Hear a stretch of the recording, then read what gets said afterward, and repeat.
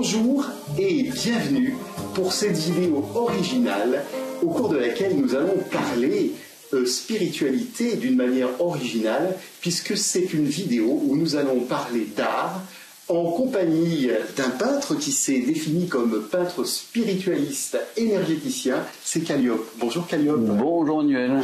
Ravi de passer ce moment ensemble. Oui. On va parler peinture, mais je sais que tout ce que nous allons partager ensemble va particulièrement intéresser les personnes qui regardent cette vidéo, parce que tout le monde est touché par l'art. Et justement, votre parcours est assez intéressant. Il allie le développement personnel, le travail sur les énergies et également la peinture. Alors je crois que les deux chemins ont débuté en parallèle.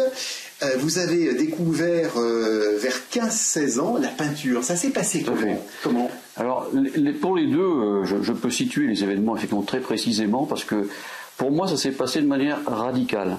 Alors quand je dis radicale, c'est-à-dire que pour moi il y a vraiment un avant, un après. C'est des moments où, vous savez, un peu comme un acupuncteur, quand on va à un acupuncteur, qu'est-ce qu'il fait l'acupuncteur? Il prend sa petite aiguille, et le long d'un méridien, il cherche un point précis sur lequel, hop, il va mettre sa petite aiguille, et là, il y a une ouverture d'information qui va se faire.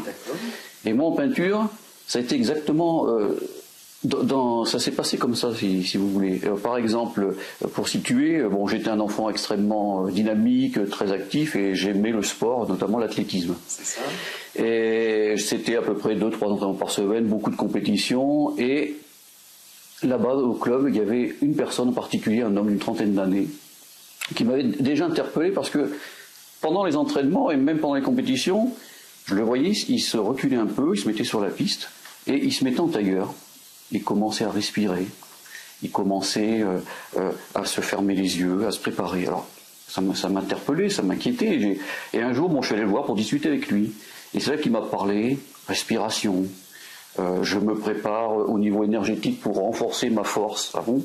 Et je me prépare aussi, je visualise ma course. Je peux ainsi me préparer par rapport... Voilà, donc ça m'a interpellé.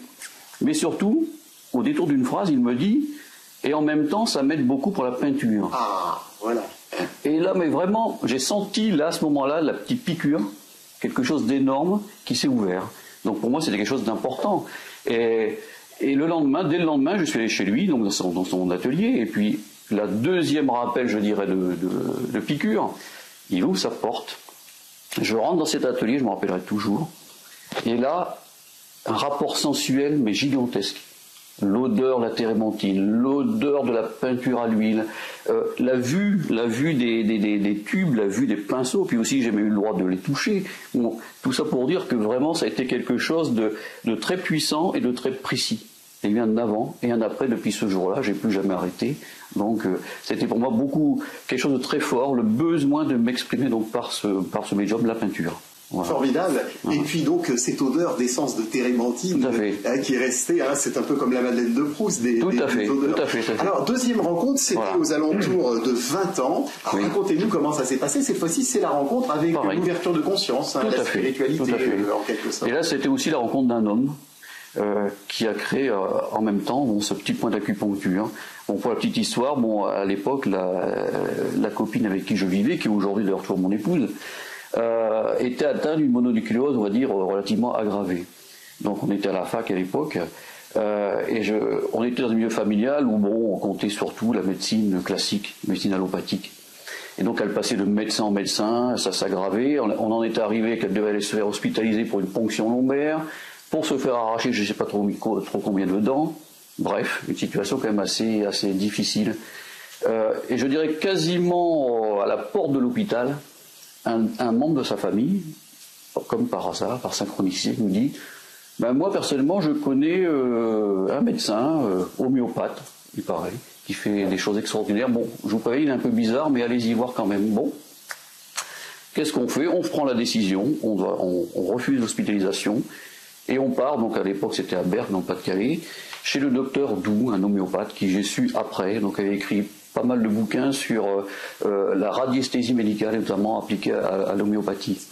Et donc là, pareil, on arrive chez lui, dans ce cabinet, et je vois cet homme qui ouvre la porte, Alors je ne sais pas si vous connaissez un peu les fleurs de Bach. Oui, oui. Le type Violette d'eau, vraiment un grand monsieur, une grande stature, grande sagesse, et des yeux, un bleu limpide, alors qui vous traverse complètement et qui vous met en sécurité instantanément. Et donc deuxième aspect, on rentre donc dans ce cabinet, la consultation commence, et je vois qu'il sort une petite chaînette avec un petit boule au bout, je suis après que c'est un pendule, et qui commence à travailler à ce niveau. Et pour moi, pareil, c'était quelque chose, mais et là, la porte s'est pas ouverte, là, c'est ouverte carrément, énormément. Je dis, la médecine, ça peut être aussi d'essayer d'aider les gens, simplement en travaillant avec de l'invisible, de l'indicible, quelque chose qui n'est pas palpable, qui n'est pas visible.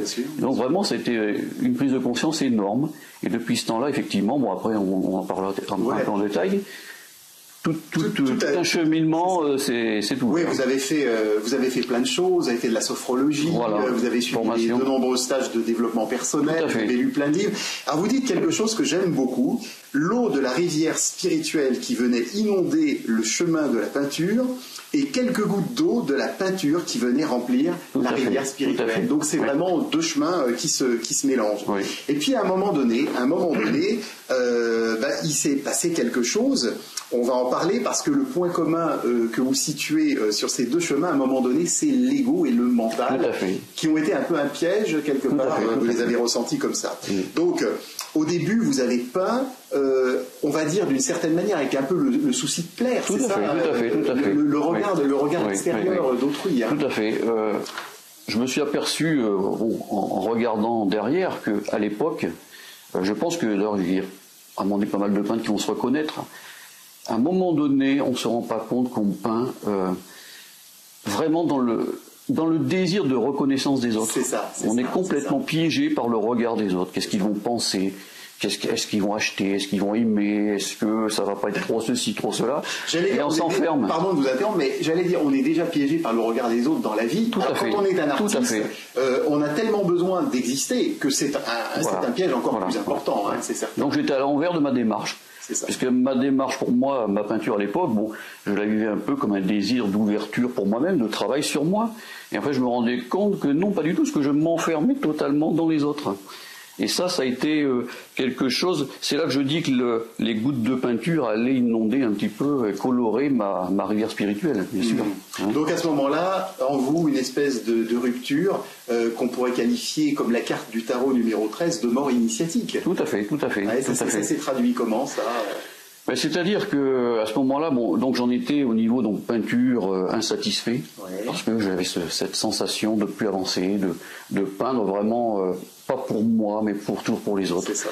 Et en spiritualité, c'est un mot large, je dirais travailler sur les énergies et tout mon parcours où j'ai effectivement consommé. Pour moi, c'était un peu ça. Vous savez, un peu comme quand on mange, on a toujours la cuillère.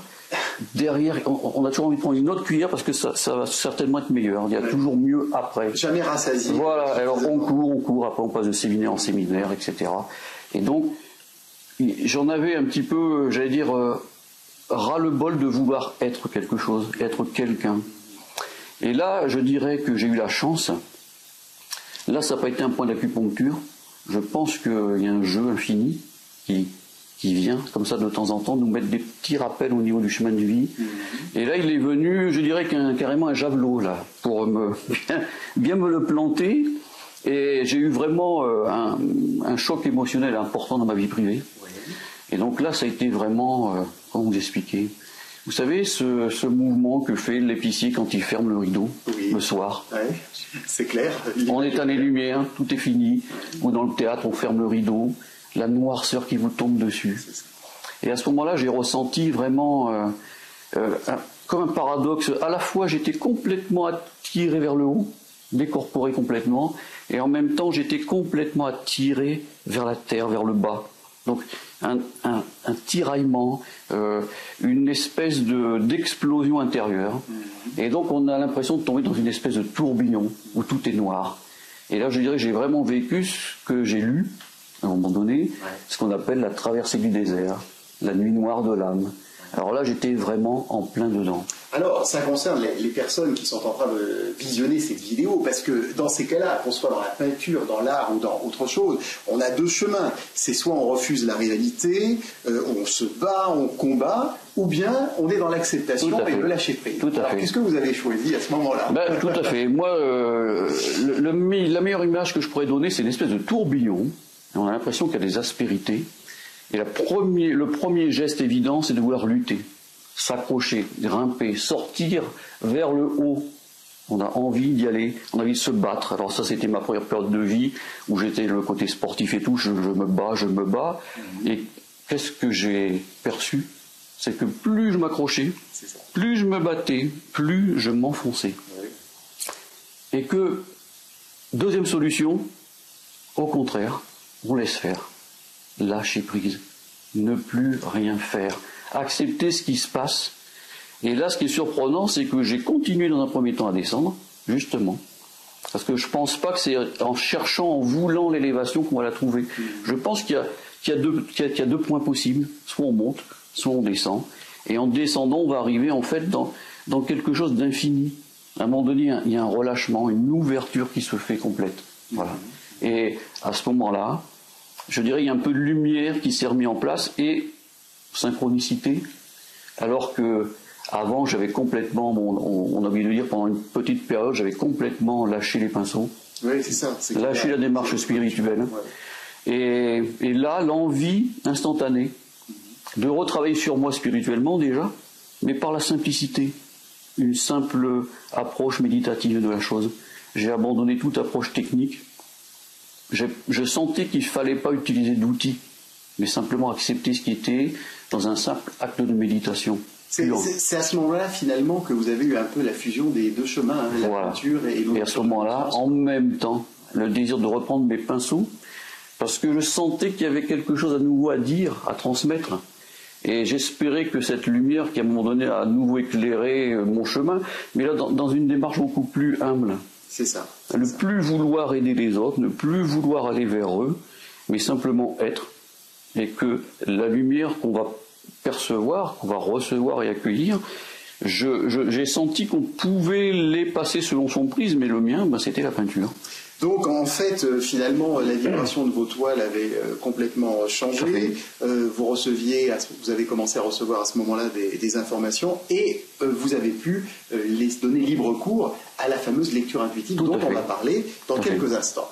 Pour le moment, nous voyons à l'écran quelques dessins préparatoires parce que maintenant, quand vous œuvrez, toujours, on va entrer un peu en détail sur votre peinture dans quelques instants. Ça commence toujours par des dessins préparatoires. Toujours. Oui, vous pouvez nous dire un petit mot peut-être? C'est-à-dire qu'au moment où je décide de faire un tableau, soit de manière générale, soit pour une personne qui me l'a demandé, j'ai un geste, je positionne ma conscience, je dirais, dans ce que j'appelle l'espace vide, la matrice, voilà, où tout est disponible, tout est parfait, il n'y a plus qu'à aller chercher et accueillir.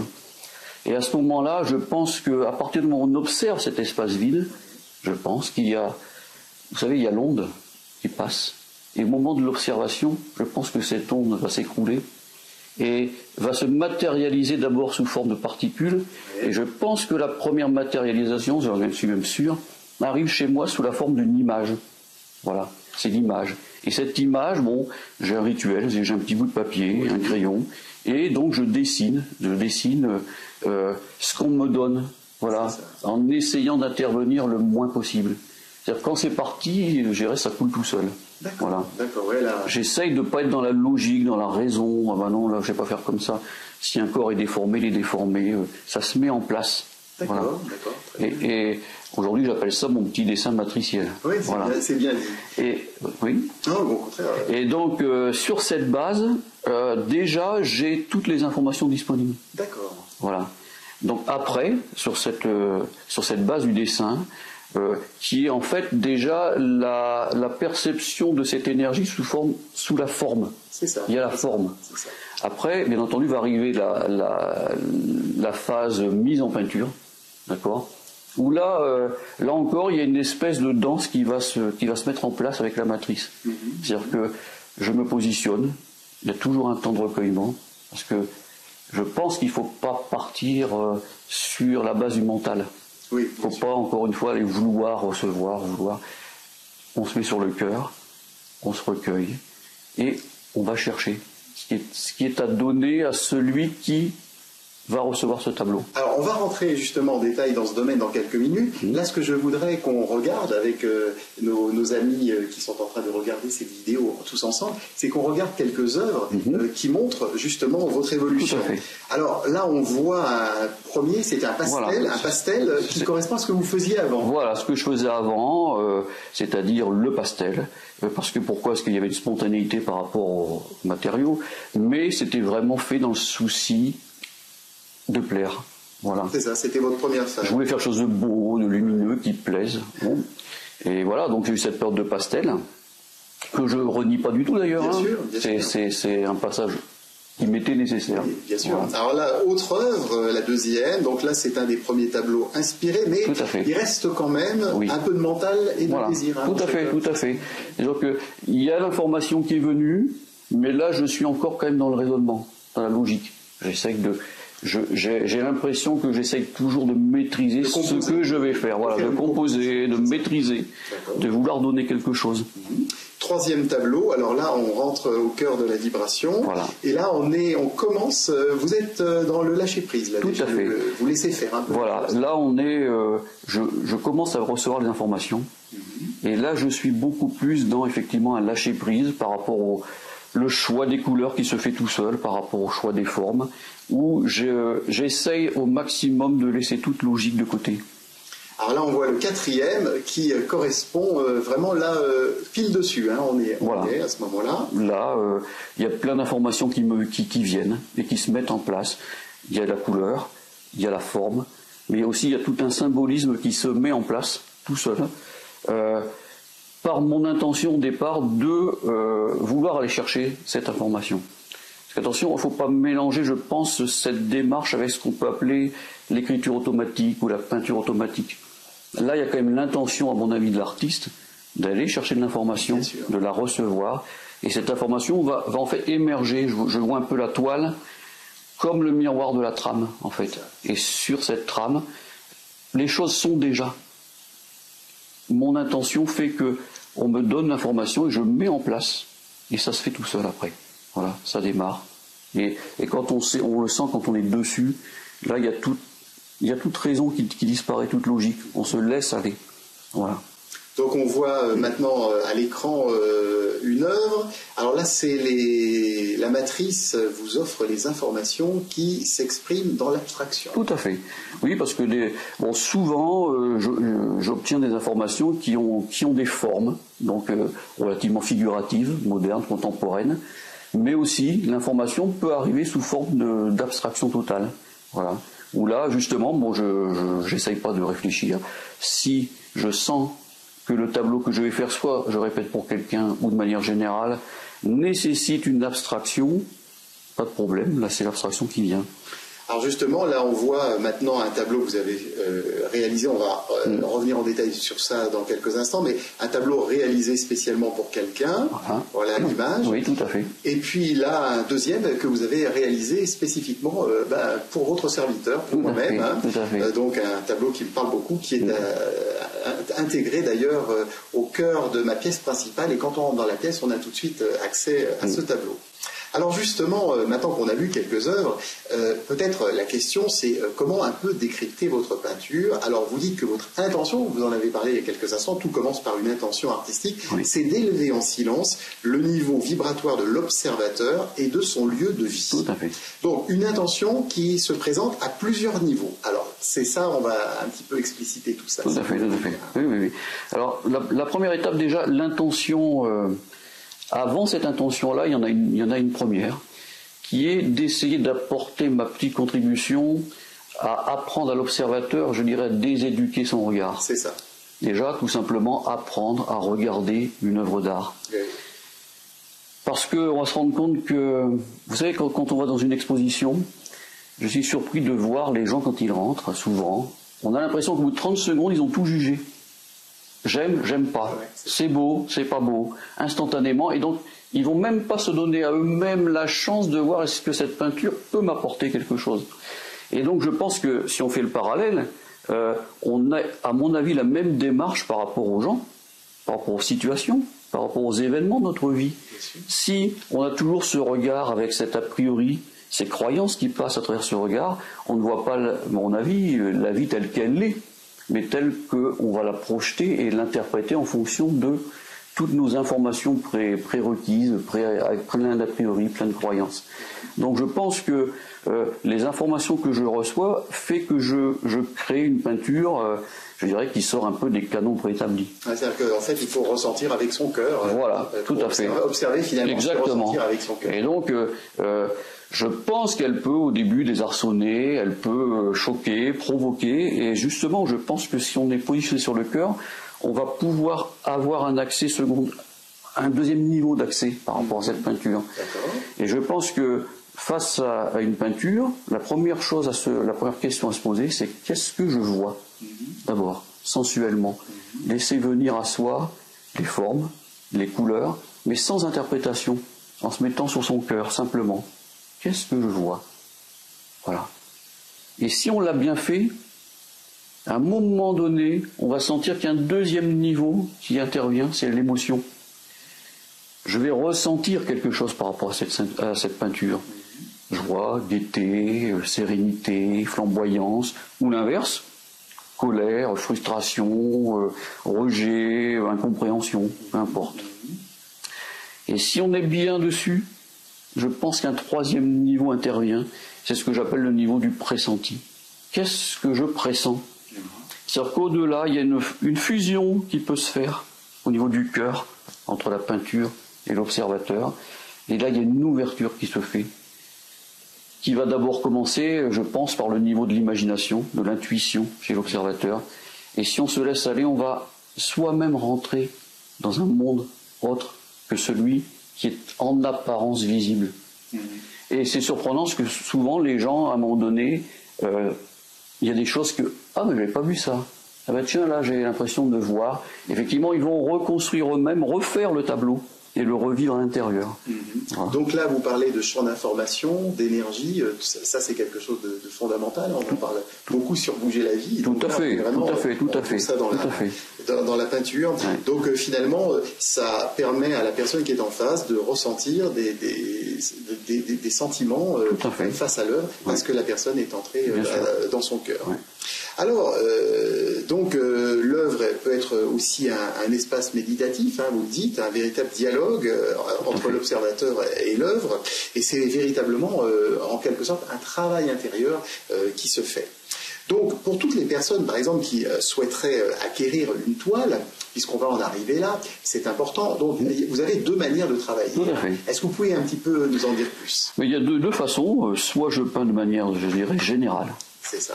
C'est-à-dire, je crée un tableau en me branchant sur la trame, sur la matrice. Les informations me sont données.